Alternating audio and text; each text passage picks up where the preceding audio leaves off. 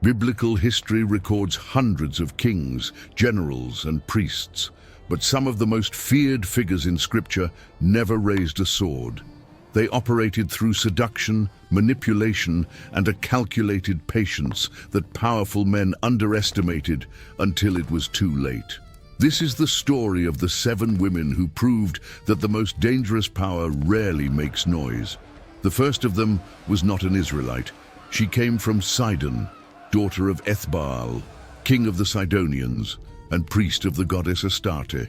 Her name was Jezebel, and when she married Ahab, king of Israel, around 870 before Christ, she did not come merely as a wife.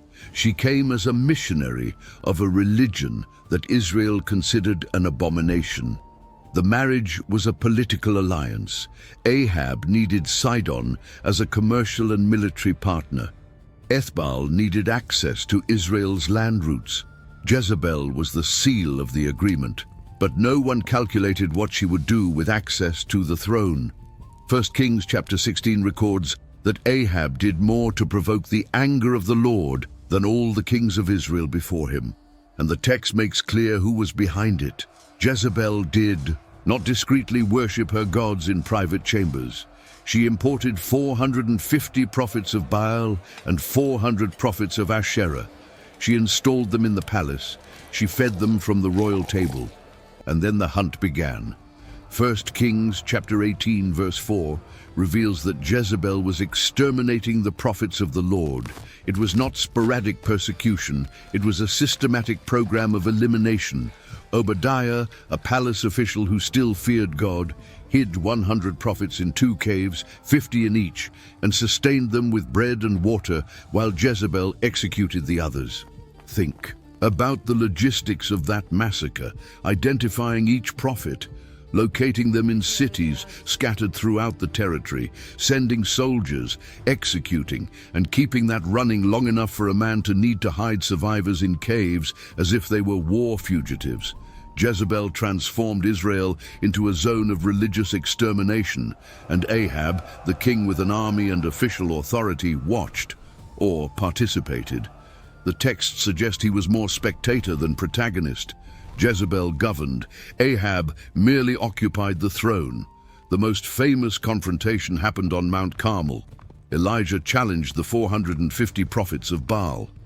Fire descended from heaven. The people turned against Baal. The prophets were executed. It seemed like a definitive victory. Jezebel's response came in the form of a messenger. 1 Kings chapter 19 records her words. May the gods do their worst to me, if by this time tomorrow I do not make your life like the life of one of them. A threat so direct that Elijah, the same prophet who had just faced 450 men alone, fled to the desert and asked to die. Jezebel accomplished something that no army had accomplished. She made the greatest prophet of his generation flee in terror, a single message. No sword drawn, only words calculated at the right moment. But the episode that fully reveals her method is recorded in 1 Kings chapter 21. Ahab wanted a vineyard that belonged to a man named Naboth. He offered money. He offered better land in exchange. Naboth refused because the vineyard was his father's inheritance, and Israelite law prohibited permanently selling ancestral land. Ahab returned to the palace and lay on his bed, turned his face to the wall and refused to eat. Behavior of a frustrated child, not a king. Jezebel found him like that and asked what the problem was. When she heard about Naboth, her response was glacial. Get up, eat, and let your heart be cheerful. I will give you the vineyard of Naboth. The plan she executed was juridically impeccable in its cruelty. She wrote letters in Ahab's name, sealed them with the royal seal, and sent them to the elders and nobles of Naboth's city. The instructions were precise. Proclaim a fast. Place Naboth in a prominent position. Position 2 vile men before him. Have those men testify that Naboth blasphemed against God and against the king. Then take him outside and stone him to death. Everything was fulfilled. Naboth was executed for a crime he did not commit, through a legal process he had no way to defend against. And when Jezebel learned he was dead, she simply said to Ahab, "Get up and take possession of the vineyard." The system worked. An innocent man was murdered through Israel's own mechanisms of justice, manipulated by a foreigner who understood how to use the rules of a society that was not her own. Jezebel's end came years later, during Jehu's coup. 2 Kings chapter 9 describes the scene. When she learned that Jehu was approaching the palace, Jezebel painted her eyes, arranged her hair, and positioned herself at the window. She was not preparing to seduce. She was preparing to die as a queen. Her last words were an insult directed at Jehu, comparing him to Zimri, another usurper who had lasted only 7 days on the throne. Even cornered, even knowing she would die, Jezebel attacked. Jehu ordered them to throw her from the window. The eunuchs obeyed. The body fell. Horses trampled it. When they sent men to bury her because she was still a king's daughter, they found only the skull, the feet, and the palms of her hands. Dogs had devoured the rest, fulfilling exactly what Elijah had prophesied years before. Jezebel reigned for more than 2 decades as the most powerful woman in Israel. She exterminated prophets. She manipulated courts. She introduced foreign cults that persisted for generations. And she did all of this officially without any power. The power was Ahab's. She merely exercised it. The second woman operated with a completely different method. She had no interest in religion or politics. Her target was a single man. And she had all the time in the world to destroy him. Delilah lived in the valley of Sorek, Philistine territory. The man who visited her was Samson, judge of Israel, known as the strongest who ever existed. Judges chapter 14 onward narrates his exploits. He killed a lion with his bare hands. He defeated 1,000 Philistines using only a donkey's jawbone.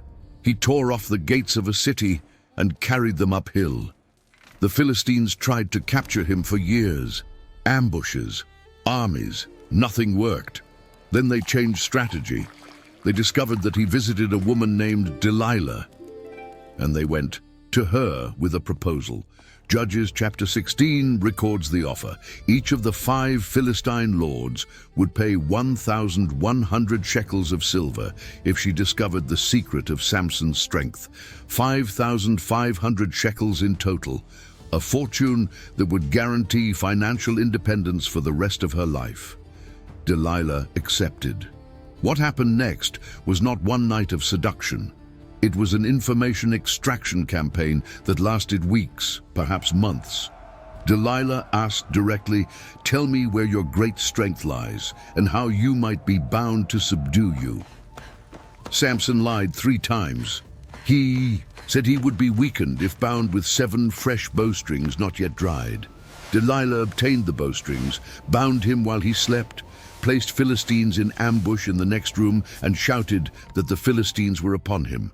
Samson snapped the bowstrings like burnt thread. Second attempt. Samson said new ropes never used would work. Delilah repeated the procedure. Same result. Samson broke everything. Third attempt. Samson said if she wove the 7 braids of his hair into the web of a loom, he would become weak. Delilah did exactly that while he slept. Again, it failed. 3 attempts.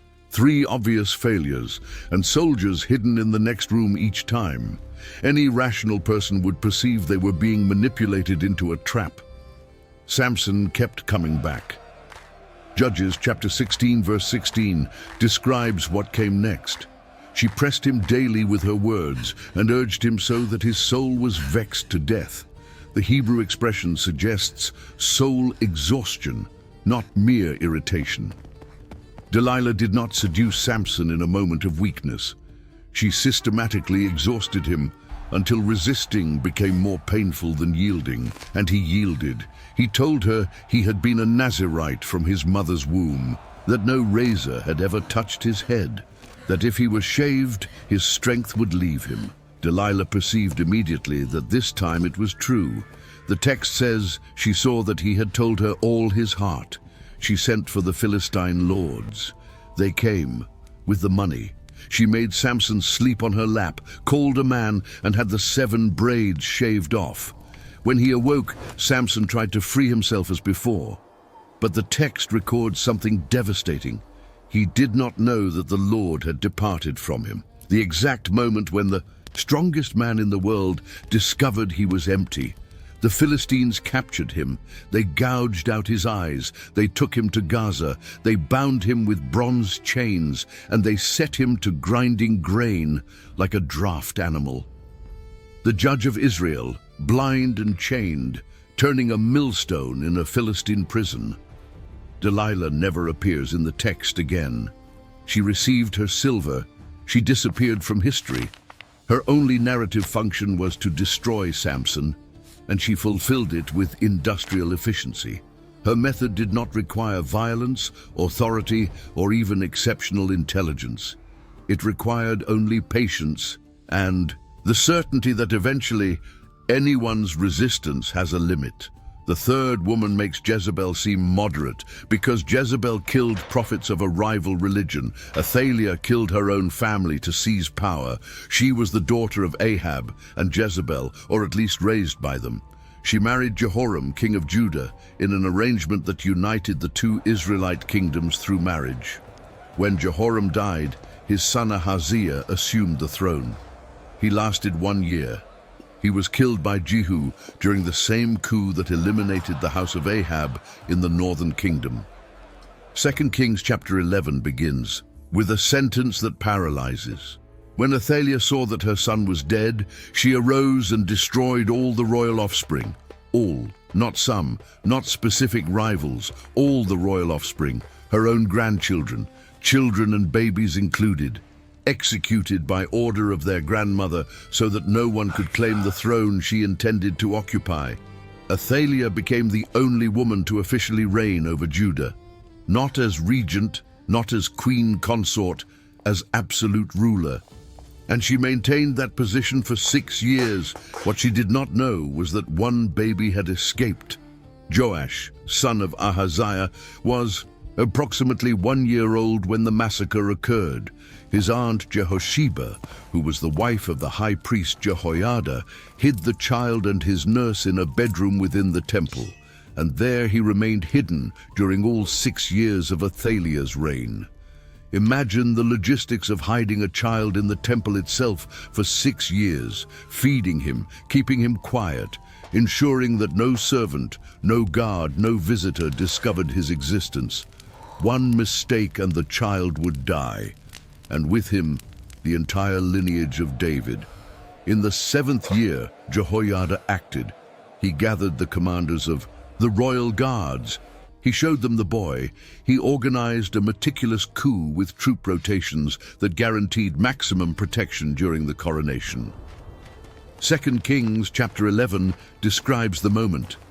Jehoiada brought out the king's son, put the crown on him, and gave him the testimony. They anointed him king and clapped their hands, saying, "Long live the king." Athalia heard the noise of the people running and acclaiming. She went to the temple. She saw the boy standing by the pillar according to custom, surrounded by princes and trumpeters. She tore her clothes and shouted, "Treason! Treason!" Her last words were an accusation of treason against those who were restoring the legitimate lineage that she herself had tried to exterminate. Jehoiada ordered them to take her out of the temple and execute her outside, so as not to profane the sacred place with blood. She was killed at the horse's entrance to the palace. 6 years of absolute reign, near complete extermination of the house of David. And in the end, overthrown by a child she did not know existed, hidden in the only place she apparently never thought to search, the house of the god that her mother had tried to replace with Baal. The 4th woman did not need years to get what she wanted. She needed a single night and a daughter who knew how to dance. Herodias was the granddaughter of Herod the Great, the one who ordered the massacre of the children in Bethlehem. She first married her uncle Herod Philip, They had a daughter named Salome. Then Herodias abandoned her husband to marry another uncle, Herod Antipas, who was tetrarch of Galilee.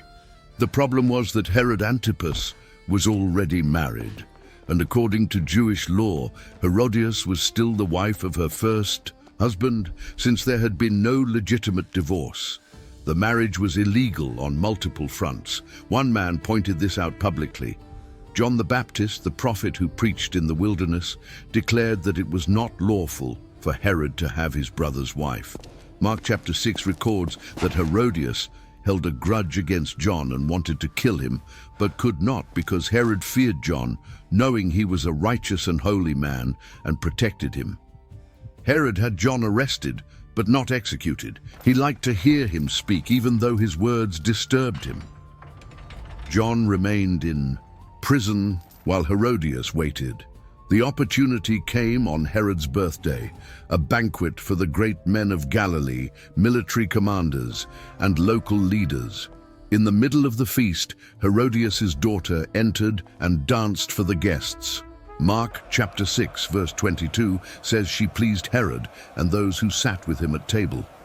The type of dance a young woman performs before drunken men at a banquet needs no detailed explanation. Herod was so impressed that he made a public oath, "Ask me whatever you wish, and I will give it to you up to half my kingdom." The girl went out and asked her mother, "What shall I ask?" The answer was immediate, the head of John the Baptist. She returned in haste and made the request with her own addition. "I want you to give me at once on a platter the head of John the Baptist." Herod was greatly distressed. The text uses the word perilipos, deeply grieved. But he had made an oath before important guests. To refuse would mean appearing weak or a liar. Public honor weighed more than the life of a prophet. He sent an executioner to the prison. John was beheaded. The head was brought on a platter and given to the girl, who gave it to her mother. Herodias accomplished in one night what she had not accomplished during all the time John was imprisoned. She used her own daughter as an instrument. She calculated the exact moment when Herod would be vulnerable, surrounded by witnesses to his oath, and she transformed a drunken impulse of lust into irreversible execution. John's body was collected by his disciples and buried. Herodias had finally silenced the only voice that publicly called her an adulteress.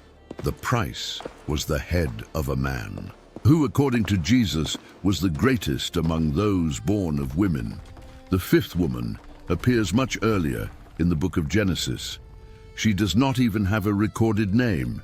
She is identified only as Potiphar's wife. But what she did to a young Hebrew slave shaped the destiny of an entire nation. Joseph had been sold by his own brothers to merchants who took him to Egypt. There he was bought by Potiphar, an officer of Pharaoh and captain of the guard. Genesis chapter 39 describes that the Lord was with Joseph, and he prospered. Potiphar perceived this and gradually placed all the administration of his house in the hands of the Hebrew slave. The text makes a point of mentioning that Joseph was handsome in form and appearance, good-looking, and Potiphar's wife noticed. Genesis chapter 39 verse 7 is direct. She cast her eyes on Joseph and said, "Lie with me," no preamble, no gradual seduction, a direct order from the lady of the house to a slave who technically had no right to refuse. Joseph refused. He explained that his master had entrusted everything to him, withholding nothing from him except her, because she was his wife. He concluded by saying, "How then could I do this great wickedness and sin against God?" Her response was persistence. The text says she spoke to Joseph day after day, and he would not listen to her. It was not a single attempt. It was a continuous campaign, similar to Delilah's method, though with different motivation. One day, Joseph entered the house to do his work, and none of the men of the house was there inside. She grabbed him by his garment and repeated the order, "Lie with me." Joseph fled. He literally ran out of the house, leaving his garment in her hands. and that garment became the weapon she would use to destroy him. When she perceived she would not get what she wanted, Potiphar's wife changed strategy. She kept the garment. She called the men of the house and said the Hebrew slave that Potiphar had brought had come to mock her, that she had cried out, and he had fled, leaving his garment. She repeated the same story when Potiphar arrived, adding, "The Hebrew slave whom you brought to us came to me to mock me." The garment that proved Joseph's innocence, that he had left behind when fleeing from temptation, became the fabricated proof of his guilt. Potiphar was furious. Joseph was thrown into the prison where the king's prisoners were kept, years in jail, for a crime he did not commit. Because a woman did not accept rejection and decided that if she could not have him, no one would have him free. Joseph's story eventually reversed. In prison, he interpreted dreams. He was summoned before Pharaoh. He became governor of Egypt. He saved his family from famine. But none of that erases the years he spent unjustly imprisoned because of a false accusation made by a woman whose name the Bible does not even record. The sixth woman occupied an even more influential position. She was mother of a king and grandmother of a king. Her name was Maakah. 1 Kings chapter 15 presents her as the mother of Abijam and grandmother of Asa, kings of Judah. The text mentions that Asa did what was right in the eyes of the Lord, like David his father. He removed the cult prostitutes from the land, removed all the idols that his fathers had made. And then comes verse 13. He also removed Maakah, his grandmother, from being queen mother, because she had made an abominable image for Asherah. Queen mother was an official position. It gave access to the king, influence over decisions, permanent presence in the palace. And Maakah used that position to promote worship of Asherah, a Canaanite deity associated with fertility rituals that frequently included ritual prostitution. The Hebrew term used to describe what she made, mifletzeth, appears only here in the entire Bible. It means something horrendous, repugnant, something that causes trembling of revulsion. Scholars debate exactly what the object was, but the consensus is that it was an image associated with fertility cults of explicitly sexual nature. Maakah was not practicing foreign religion discreetly. She was manufacturing objects of pagan worship while occupying the second most influential position in the kingdom. And she probably did this for years, given that her grandson needed to take formal measures to remove her. Asa did not just destroy the idol. He burned it in the Kidron Valley, a place that would become a repository for impure objects eliminated from Jerusalem, and he deposed his own grandmother from her official position. The choice between family loyalty and religious fidelity rarely becomes so clear. Maakah forced her grandson to make that choice, and he chose to destroy what she had built, even if it meant publicly humiliating her. The seventh woman is different from all the others. She was not a queen. She had no access to kings. She did not operate through seduction. Her power came from a source that Israel considered forbidden: contact with the dead. 1 Samuel chapter 28 calls her a woman who had a familiar spirit in Endor. In practice, she was a medium, someone who claimed to be able to consult the spirits of dead people. The context is crucial. Saul, king of Israel, was in desperation. The Philistines had gathered a massive army. Samuel, the prophet who had anointed him and counseled him for decades, was dead. Saul inquired of the Lord, but the Lord did not answer him, neither by dreams, nor by Urim, nor by prophets. Absolute silence. The king abandoned at the most critical moment of his reign. Then Saul ordered his servants to find a woman who had a familiar spirit. It is brutal irony. Saul himself had previously expelled mediums and diviners from Israel, fulfilling the law that prohibited such practices. Now he sought exactly what he had banished. They found one in Endor. Saul disguised himself, wore different clothes, and went to her at night with two men. He asked her to consult a spirit and bring up whoever he indicated. The woman hesitated. She said Saul had cut off mediums from the land and asked why he was setting a trap for her life. Saul swore by the Lord that no punishment would come upon her for this. The king of Israel swearing by God's name to guarantee impunity for a practice God had explicitly forbidden. She asked whom she should bring up. Saul said, "Bring up Samuel for me." What happened next has been the subject of theological debate for millennia. The woman saw something coming up from the earth and cried out with a loud voice. She immediately recognized that her client was Saul. Whatever she expected to happen, it clearly was not that. Saul asked what she saw, a figure she described as an old man coming up, wrapped in a robe. Saul understood it was Samuel and bowed down. The words that came were devastating. "Why have you disturbed me by bringing me up?" Saul's answer was that he was in great distress, Philistines fighting against him, God turning away from him and answering no more. The response from Samuel, or whatever was speaking through that session, was a death sentence. "The Lord has done as he spoke through me, torn the kingdom from your hand and given it to David, because you did not obey the voice of the Lord. Tomorrow you and your sons will be with me, and the army of Israel will be delivered into the hands of the Philistines." Saul immediately fell full length on the ground. He was without strength. He had eaten nothing all day. The medium of Endor, the one who should have been executed under the law that Saul himself had implemented, now cared for the king. She insisted that he eat.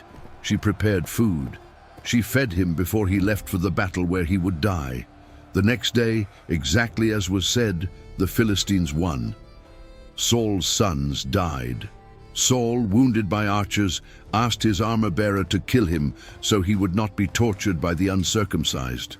The armor-bearer refused. Saul fell on his own sword. The last person Saul consulted before dying was a woman who practiced exactly what he had prohibited, and she told him exactly what would happen, with no possibility of escape. Each of these women was underestimated. Each one exploited exactly that underestimation. And each powerful man who crossed their paths discovered too late that the real threat rarely comes from where expected. Samson expected Philistine enemies, not a woman in his own bed. Ahab feared prophets, not the wife at his side.